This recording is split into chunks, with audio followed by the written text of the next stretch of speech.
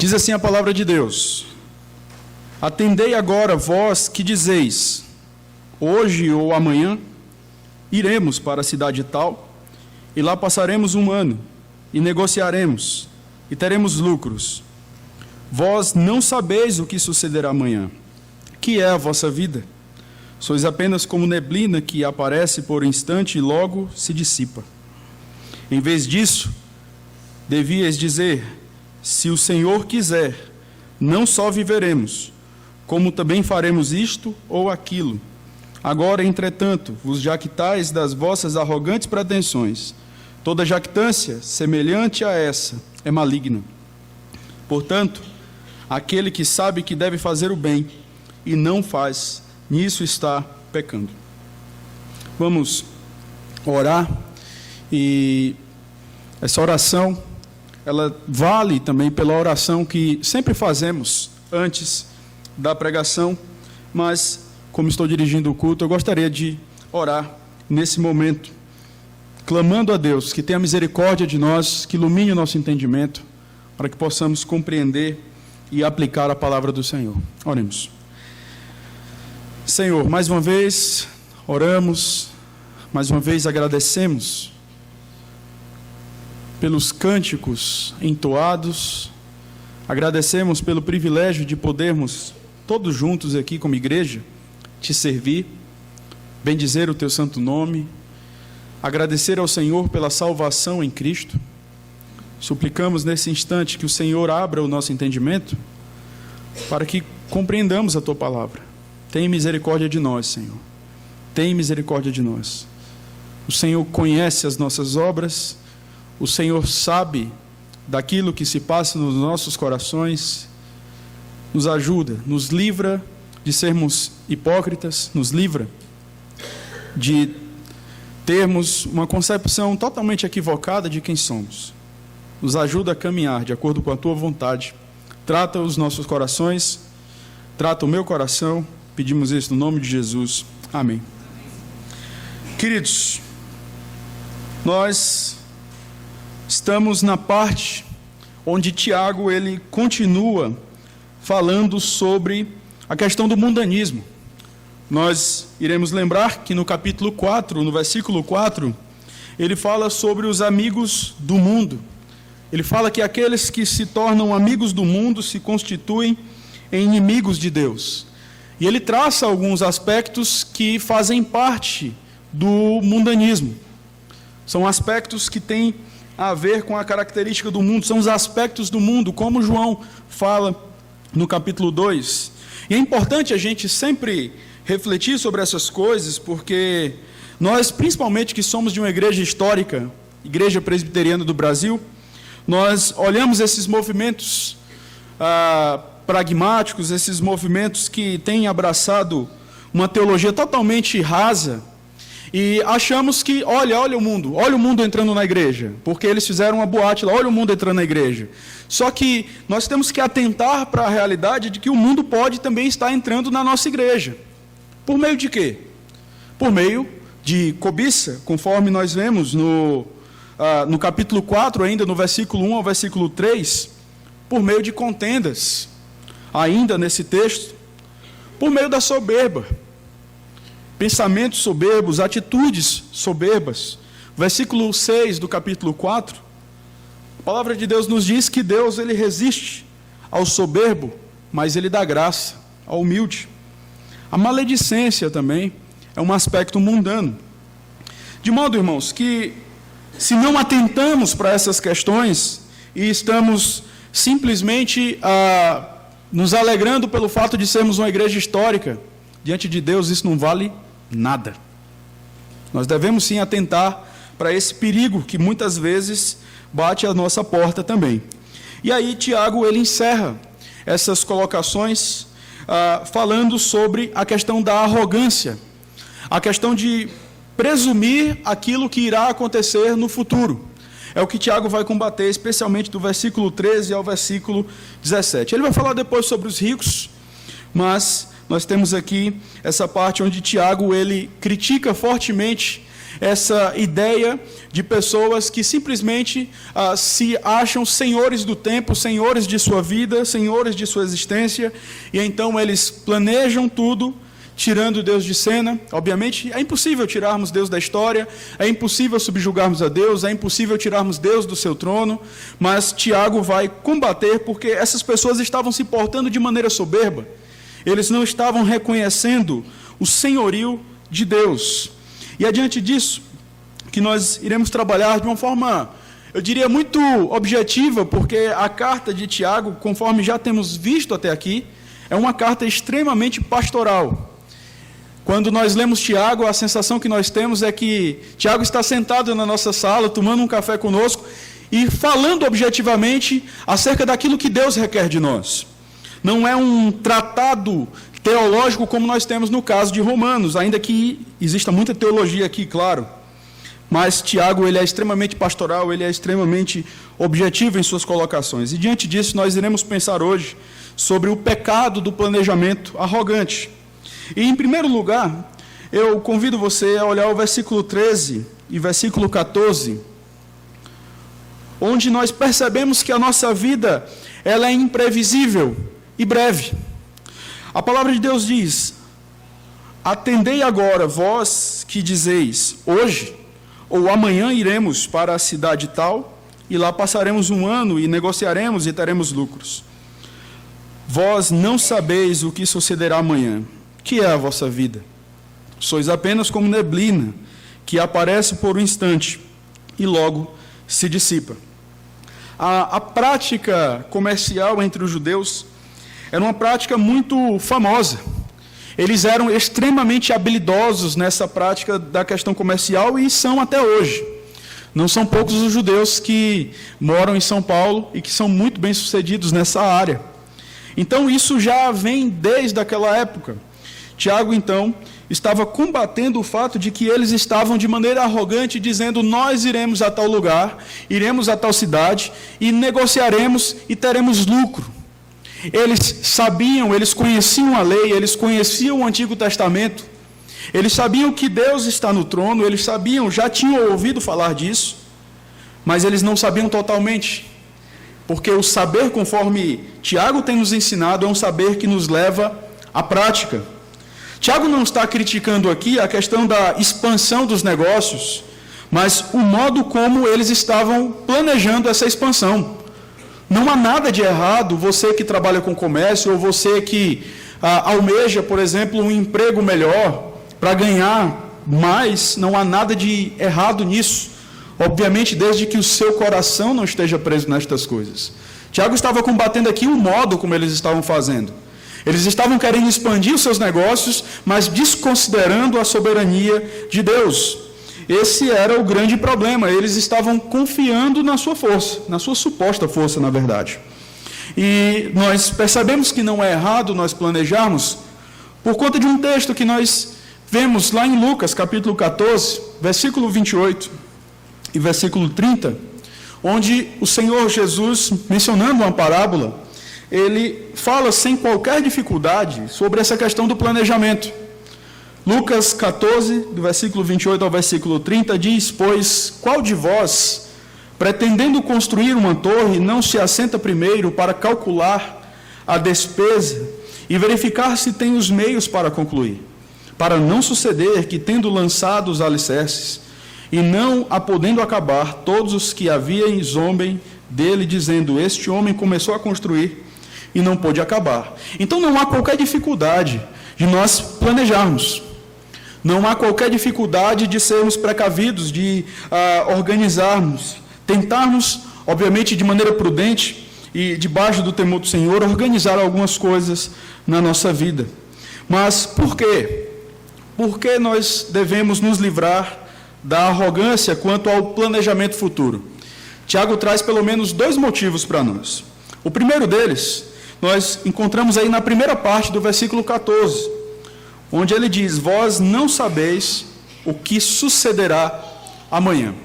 Essa é a primeira razão para nós não fazermos planejamentos arrogantes quanto ao futuro. Por quê? Pelo simples fato de sermos ignorantes quanto àquilo que irá acontecer. Não sabemos. não temos a ciência nem daquilo que irá acontecer conosco daqui a alguns minutos. Não temos o controle da história. Não temos o controle sobre o coração das pessoas, sobre o sentimento das pessoas. Não temos o controle. E não adianta nós utilizarmos como desculpa, não, mas Deus tem, pastor. Sim, Ele tem, e Ele é Deus. E quem somos nós? Não somos nada. É por isso que nós devemos considerar isso. Somos ignorantes quanto ao futuro. Provérbios 27, versículo 1, diz: não te glories do dia de amanhã, porque não sabes o que trará a luz. Não temos o controle do que irá acontecer sobre o amanhã. Nós não somos oniscientes, nós não temos o poder de controlar o tempo. E como é difícil para nós admitirmos isso. Teoricamente, ninguém é maluco de dizer, não, eu sou onisciente, eu sei. Mas as nossas obras, as nossas reações, as expectativas, isso mostra, irmão, que nós não descansamos em Deus. Isso mostra uma arrogância, porque Deus é o Senhor da nossa história, Ele controla perfeitamente todas as coisas. Em primeiro lugar, nós não devemos abraçar planejamentos arrogantes, planejamentos onde nós falamos como certo, não, isso vai acontecer, vai dar certo. E é isso que o mundo pede de nós. Otimismo, vamos lá, e não há errado sermos otimistas. Mas não, vai dar certo porque eu posso, porque eu consigo, porque eu já fiz isso tantas vezes, porque, olha, eu estudei para isso, vai dar certo. Então, irmãos, nós precisamos pensar muito sobre essa questão. Nós somos ignorantes quanto ao futuro. E a segunda razão que Tiago traz para nós é que nós somos fracos. Olha a segunda parte do versículo 14. Que é a vossa vida? Ele faz uma pergunta. Sois apenas como neblina que aparece por um instante e logo se dissipa. A nossa vida é breve. Nós somos... Tiago fala aqui da transitoriedade do homem. Hoje nós estamos aqui cheios de vida, cheios de luz, cheios de saúde. E amanhã, se não estivermos de repente definhando numa cama, ou acometidos de alguma enfermidade grave, mortos, somos como a neblina. E no versículo 10 e versículo 11 do capítulo 1, Tiago meio que já vai falando um pouco sobre isso, quando ele diz, e o rico, ele deve se gloriar na sua insignificância, porque ele passará como a flor da erva, porque o sol se levanta com seu ardente calor, e a erva seca, e a sua flor cai, e desaparece a formosura do seu aspecto. Assim também se murchará o rico em seus caminhos. Assim é a condição do homem. Hoje nós estamos aqui, estamos bem, estamos saudáveis, mas o tempo, irmãos, tem mostrado para nós que nós somos passageiros. Então, nós devemos considerar esses dois fatos. Devemos considerar o fato de que somos ignorantes quanto ao futuro, e devemos considerar o fato de que somos fracos, somos como neblina. Nós não podemos simplesmente nos comprometer com as coisas. Eu não estou falando aqui que não devemos nos comprometer, mas em nos comprometendo, nós devemos considerar, se Deus quiser, é o que Ele vai dizer. Mas saiba disso. Por que falamos isso? Por que falamos se Deus quiser? Porque eu não sei o que vai acontecer no futuro, e porque também eu sou como neblina, eu sou fraco. E quantas vezes nós somos tentados, de repente, na intenção de mostrar um zelo, de repente, na intenção de mostrar que eu posso, que eu consigo, fazermos promessas que nós nem sabemos se iremos cumprir. Fazermos colocações que nós não temos qualquer capacidade. Abraçarmos responsabilidades que não temos condições. E é claro, irmãos, que quem nos dá condição é Deus. Mas nós devemos ser humildes e caminharmos de acordo com aquilo que Deus tem nos dado. É o mesmo que, por exemplo, o Douglas chegar para mim e falar, olha, pastor, você pode tocar teclado porque eu não vou poder ir hoje. Aí eu vou. Porque Deus vai me capacitar naquela hora. Não, eu não posso, eu não sei, Deus não me concedeu este privilégio. Mas muitas vezes nós estamos no intuito de querer agradar todo mundo. Não, vamos, vai dar certo, eu posso. E no final das contas, nós não cumprimos.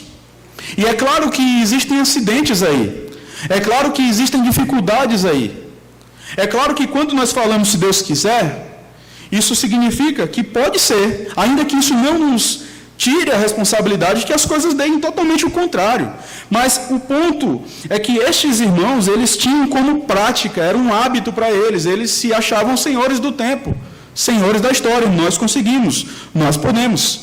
Tiago faz então a pergunta: que é a vossa vida? E ele mesmo responde: sois apenas como neblina, que aparece por um instante e logo se dissipa. Nós somos transitórios, iremos passar. E a história tem mostrado para nós que homens que de repente têm marcado a história por conta do seu talento, homens que em um certo momento da história, melhor dizendo, foram reverenciados por sua arte, foram reverenciados por tantas coisas, hoje se encontram no esquecimento. O homem passa, a sua glória passa. E isso diz respeito também a nós, como crentes. Nós somos transitórios. Salmo 39, versículo 6, diz: com efeito passa o homem como uma sombra. E alguém chega e fala: vamos tomar um café na segunda? Se Deus quiser, nós vamos. Porque pode ser, como já aconteceu muitas vezes, você acorda na segunda e vem aquela gripe miserável sobre a sua vida e aí você não consegue cumprir aquilo que você quis, aquilo que você prometeu. Por isso, irmãos, se Deus quiser, Deus é Senhor até dos nossos negócios.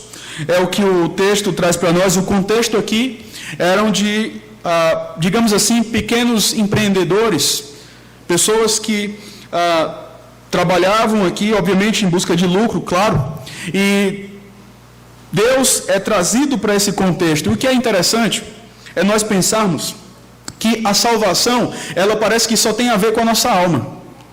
O evangelho, o cristianismo, parece que só tem a ver com o meu coração. Já parou para pensar nisso? Parece que eu me contento com o fato de que Cristo morreu na cruz por mim, Ele pagou a minha dívida, então agora eu vou para o céu. Mas a salvação, a obra redentiva de Deus, ela interfere radicalmente na minha vida neste mundo. E algumas pessoas podem pensar: não, mas o que é que Deus tem a ver com o meu negócio? Mas o que é que Deus tem a ver com o meu trabalho? Deus tem tudo a ver com o seu trabalho. Deus tem tudo a ver com a sua história. Se você é filho de Deus, você pertence a Ele, e não só você, mas tudo aquilo que diz respeito a você. Por isso, irmãos, podemos almejar empregos melhores, podemos almejar locais melhores, mas não devemos desconsiderar o fato de que Deus é quem conduz a nossa vida. Somos como neblina, passamos. O cristianismo, ele diz respeito não só à nossa alma, mas à nossa vida neste mundo.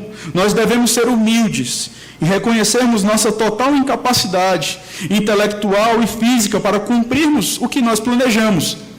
Isso pode, de repente, alguém pegar: então, está tudo certo.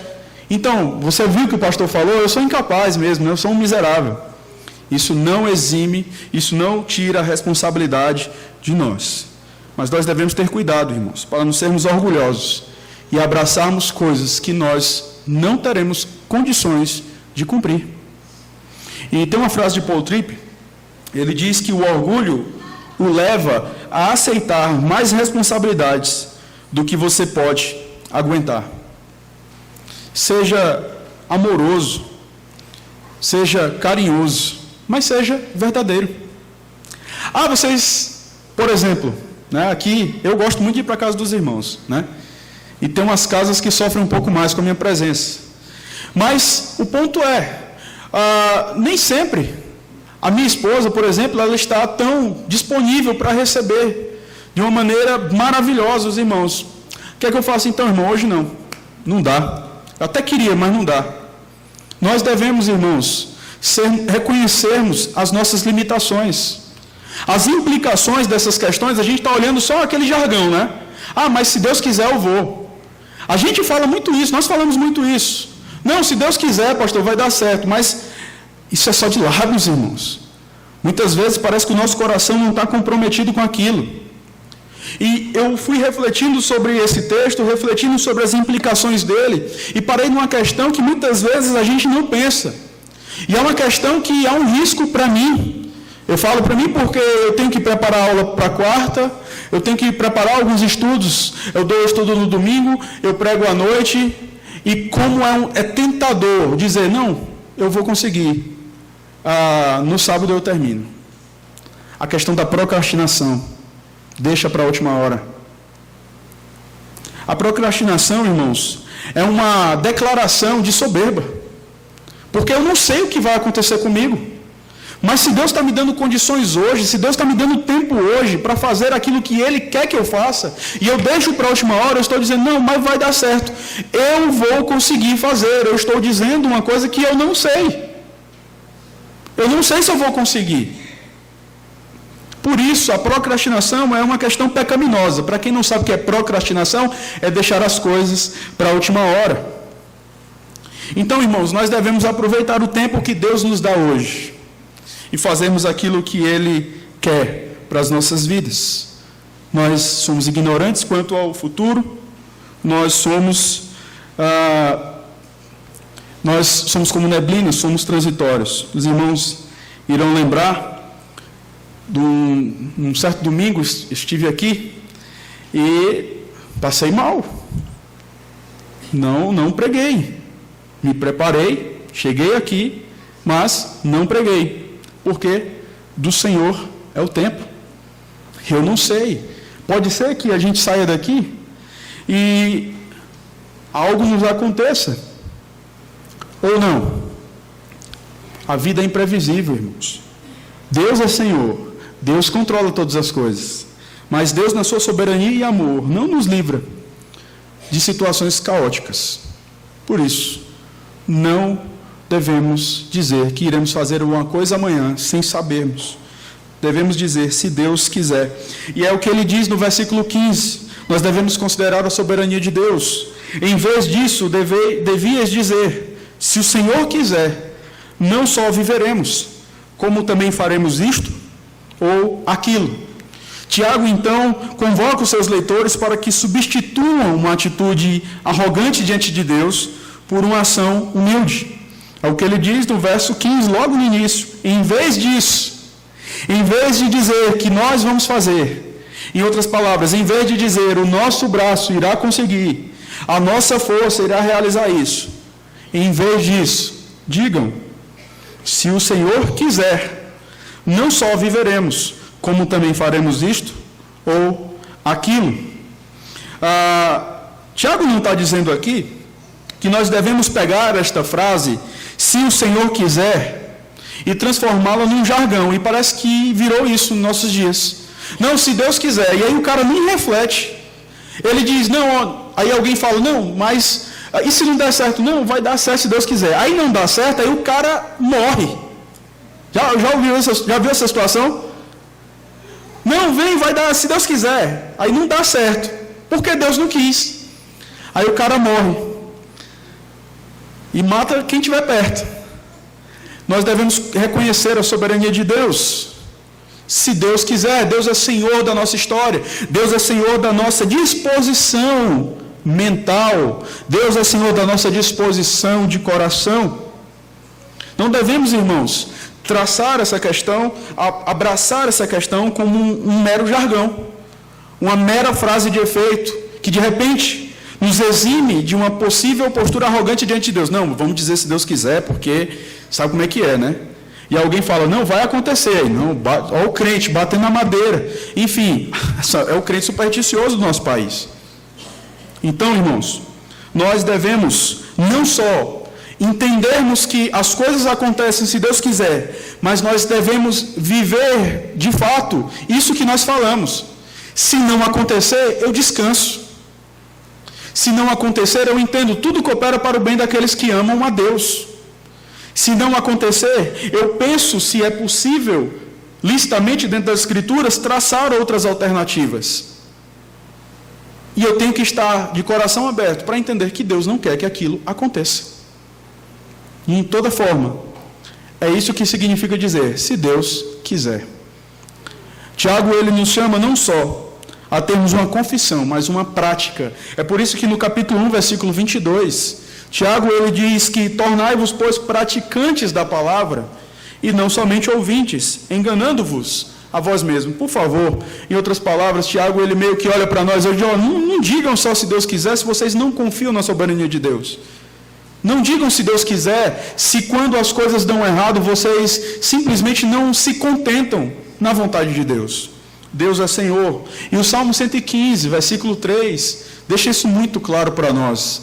Obviamente, temos vários textos na Bíblia, mas esse texto ele diz que no céu está o nosso Deus e tudo faz como lhe agrada. E aí surge uma pergunta: por que devemos dizer, se o Senhor quiser? E o texto apresenta para nós pelo menos duas razões. A primeira delas é porque dele depende a nossa existência. Olha o versículo 15. Em vez disso, dever dizer, se o Senhor quiser, primeira coisa que ele fala aí, o que é? Não só viveremos. Se Deus quiser, porque dele depende a minha existência, dele depende os meus dias. Eu não sei. Eu não sei quando é que eu vou morrer, mas uma coisa eu tenho certeza. E eu quero que essa certeza esteja no seu coração, porque essa certeza é a certeza bíblica. Você não vai morrer nem um segundo a mais, nem um segundo a menos, e nem um dia a mais, nem a menos do que Deus determinou que você morresse.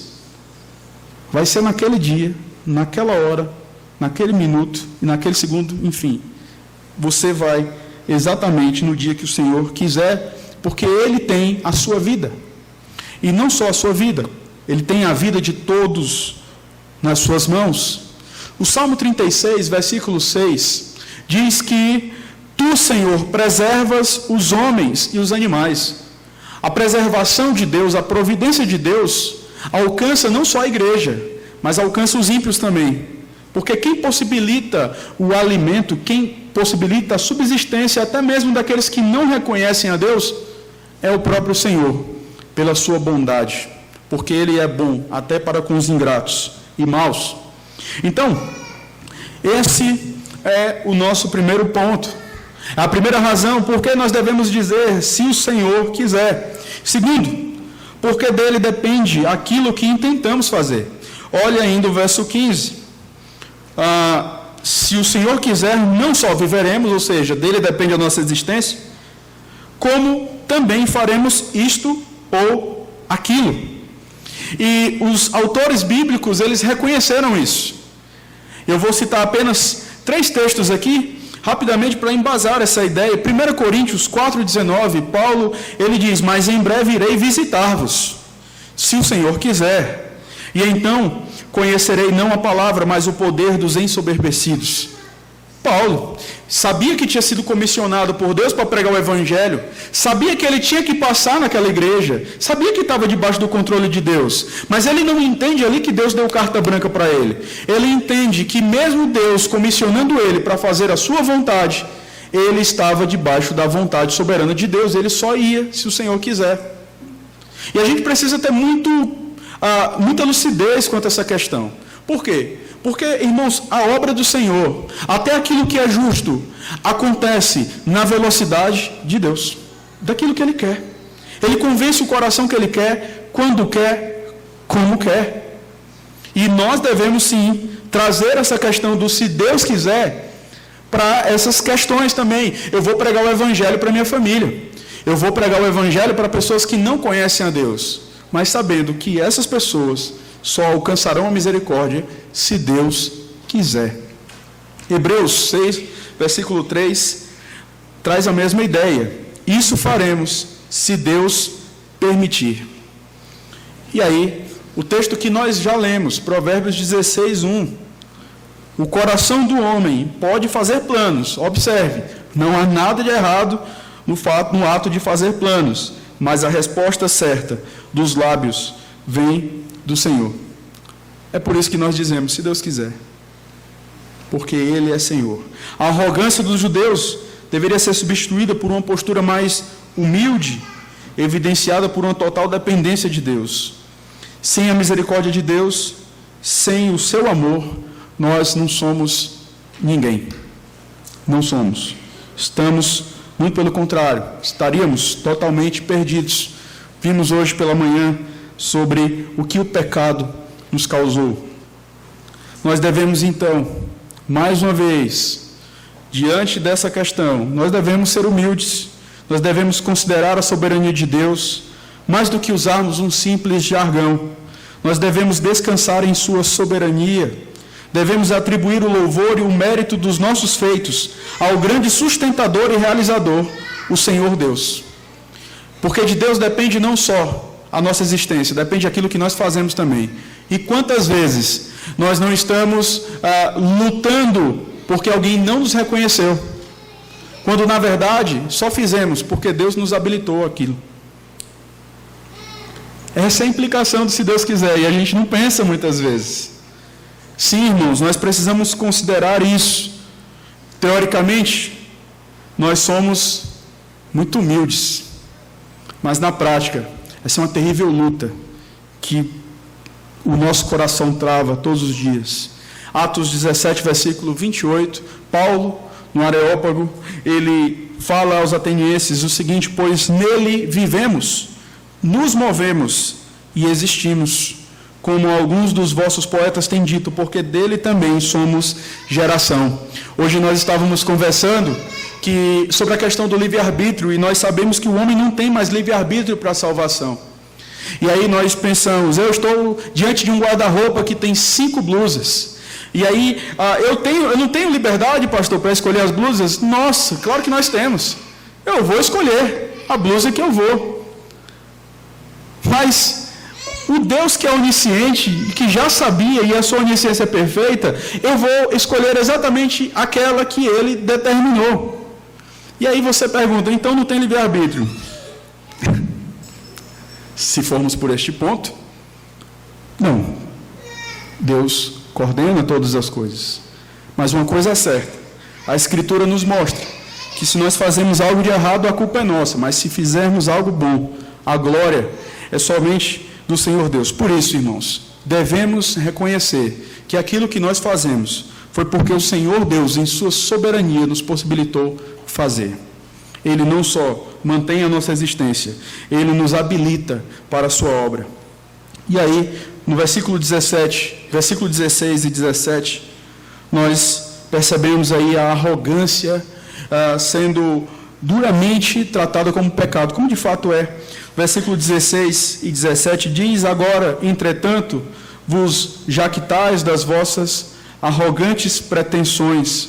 Toda jactância semelhante a essa é maligna, toda vaidade semelhante a essa é maligna. Portanto, aquele que sabe que deve fazer o bem e não o faz, nisso está pecando.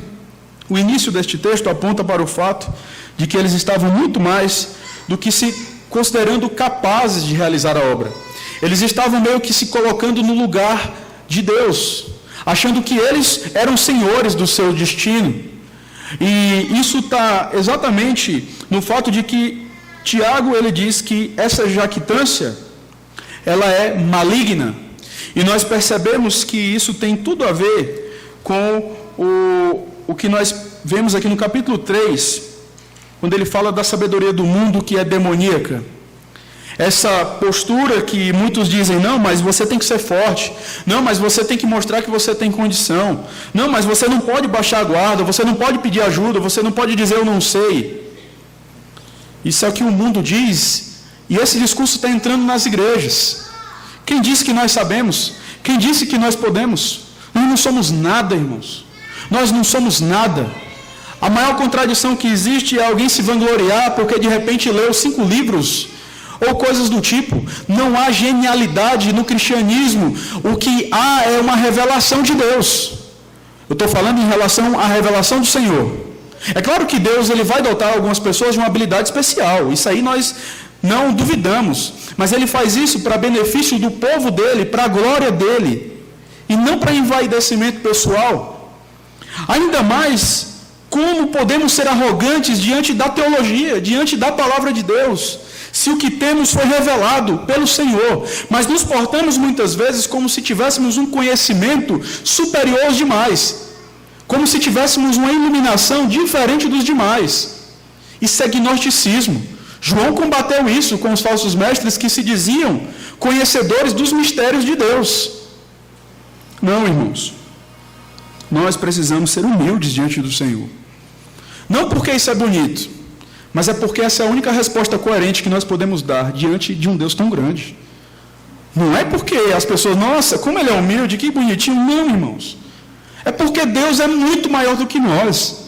E não tem outra reação, outra resposta nossa, senão humildade.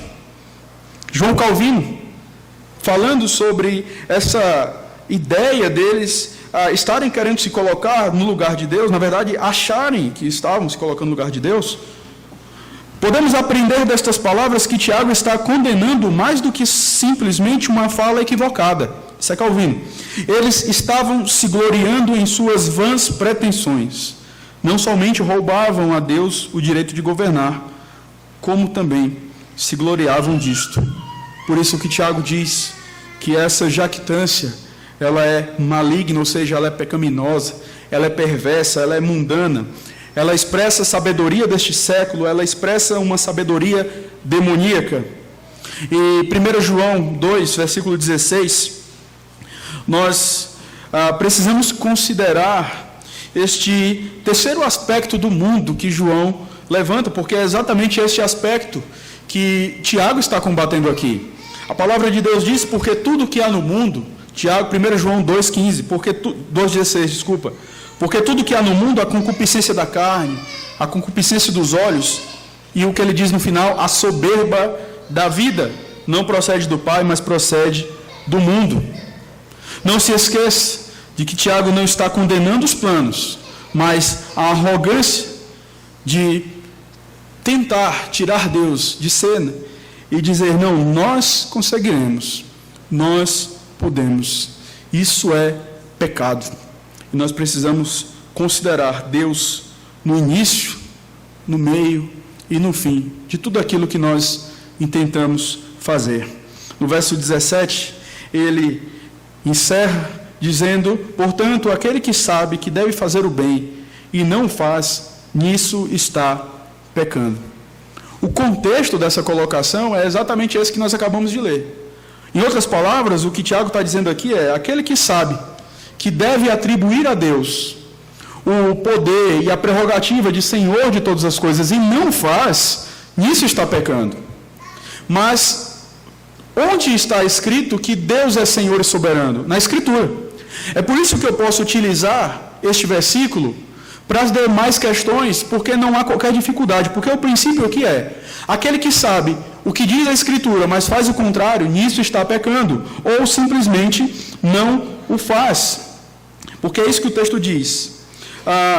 Portanto, aquele que sabe que deve fazer o bem e não o faz, nisso está pecando, ou seja, não é só o contrário. Não é só aquele que simplesmente perverte a vontade de Deus, mas é aquele que simplesmente se omite, que fica na sua, que deixa de fazer aquilo que Deus requer. Então nós precisamos considerar essa questão da omissão. Não basta apenas saber o que é certo, é preciso viver o certo. Tiago tem ensinado isso para nós. João 13:17, ora, se sabeis estas coisas, bem-aventurados sois, se as praticardes. Se sabemos que o certo é dependermos do Senhor e atribuirmos a Ele o que fazemos, a omissão dessas coisas é pecaminosa. E um comentarista chamado Robertson, ele diz que o conhecimento do dever que não é usado é pecado de omissão. Diante disso, nós aprendemos que não devemos esperar elogios pelos nossos feitos. Ainda que seja importante nós termos irmãos piedosos que sabem julgar criteriosamente e que vão poder dizer, olha, foi isso, foi legal, né? Caminhou legal. Porque nós precisamos sim de pessoas que nos orientem, que caminhem conosco, para que a gente não caminhe sozinho, porque nós não sabemos de todas as coisas. Mas se o meu coração está nessas coisas, se o meu coração depende de elogios, se o meu coração depende e não reconhece que aquilo que eu faço, aquilo que eu realizo vem das mãos do Senhor Deus, isso é pecado. E aí, o Senhor Jesus, lá em Lucas 17, versículo 9 e versículo 10, ele diz: porventura terá de agradecer ao servo, porque este fez o que lhe havia ordenado? Assim também vós, depois de haverdes feito quanto vos for ordenado, dizei: somos servos o que, irmãos? Inúteis, porque fizemos apenas o que deveríamos fazer. Onde está a jactância? Onde está a arrogância? Fizemos apenas aquilo que o Senhor nos possibilitou fazer. Devemos estar atentos quanto às atitudes soberbas dos nossos irmãos, não para policiarmos e comentarmos uns com os outros, mas para que a gente possa ser suporte na vida. E às vezes essa arrogância ela está maquiada de piedade. A gente precisa ter cuidado com isso. Por quê? Provérbios 16, 18. A soberba precede a ruína, e a altivez do espírito, a queda.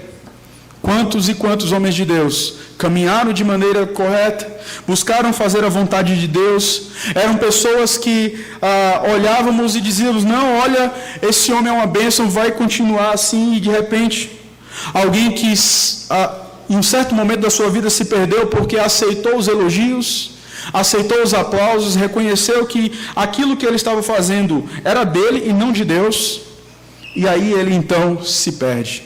Esse texto aqui, irmãos, é um alerta para todos nós. A soberba, ela precede a ruína. Aqueles que se acham independentes, aqueles que acham que não precisam aprender nada com ninguém, aqueles que acham que não precisam ser aconselhados por ninguém, aqueles que acham que não precisam da ajuda que Deus disponibiliza. Uma coisa eu tenho a dizer para você: a soberba precede a ruína. Como 1 mais 1 é 2. Esse texto é verdade. E quantas pessoas se encontram no lixo porque não se submetem à providência de Deus. Não, eu posso. Não, eu consigo. Não, amanhã vai dar certo. Não preciso de ajuda de ninguém. Por quê? Não somos nada. E aí, nós vamos aplicando agora um contexto mais familiar essa questão. Pais, estejam atentos às ações dos vossos filhos. Eles precisam saber que seus feitos são realizados debaixo da providência graciosa de Deus, sem a qual nem nos movemos. Tirou boa nota, filho? Louvado seja Deus, filho. Que bênção.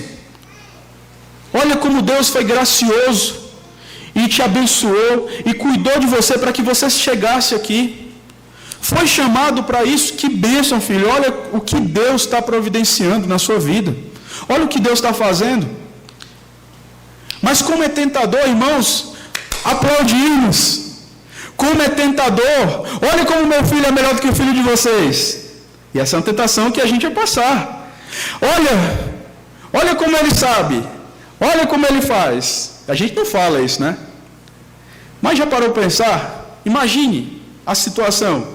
Seu filho que de repente toca sanfona, que é um instrumento que ninguém toca aqui. Aí, tem uns 3 que tocam na igreja. Aí o Douglas chega e fala: então, você não vai tocar agora, porque você não tem condições agora. Mas eu vou treinar mais com você, você precisa treinar um pouco mais e você vai poder tocar aqui comigo. Quem vai tocar é o Francisco, porque o Francisco, ele, sabe, já está... E aí, irmãos, o menino chega chorando. E aí o que é que o pai faz? Ao invés de fato, filho, você precisa melhorar, você precisa estudar e pedir a Deus, orar para que o Senhor abençoe você. E entenda que aquele é o serviço do Senhor. Não. Aí a gente tende a blindar o menino, a gente tende a chorar com ele, e aí a gente se torna inimigo daqueles que falaram a verdade para o nosso filho. Que é o quê? Limitação. Nasceu na iniquidade. Se toca, é graça de Deus. Se canta, é graça de Deus. Se erra, pois é isso mesmo. Pecador. É natural. Agora, vamos trabalhar para que possa ser melhor. Mas o que acontece, irmãos, é que os pais, eles tendem muitas vezes a blindar os seus filhos e deixar de tratar o coração deles. Eles precisam reconhecer que eles só fazem o que fazem pela graça e pela misericórdia de Deus. Se Deus quiser. Essa é a implicação. Reconheçam as fragilidades dos seus filhos e a incompetência dos seus filhos diante da soberania que é devida somente a Deus. Não se entristeçam demasiadamente quando eles forem confrontados em suas dificuldades e limitações. Por quê? Porque eles são limitados.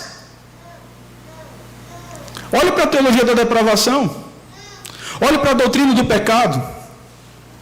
E você vai ver que o seu filho não merecia fazer muitas coisas que ele faz, como você também não merece, como eu não mereço.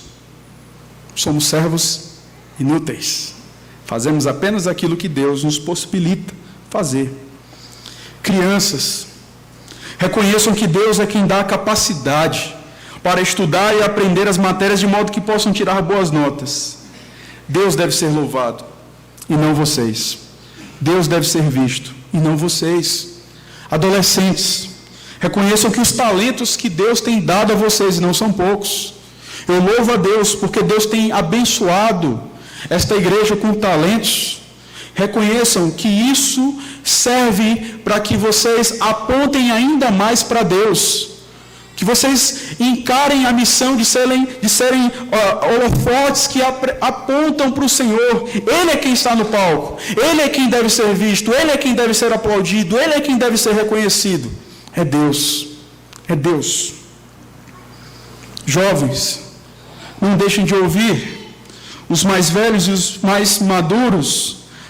Aqueles que são piedosos, obviamente, abram seus ouvidos e corações para a instrução que vem da palavra de Deus. Precisamos. Deus disponibiliza meios para que a gente caminhe. Precisamos uns dos outros.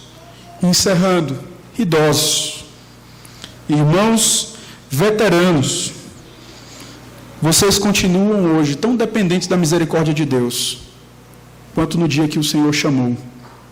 Vocês continuam a ser alvos do trabalhar santificador do Espírito Santo.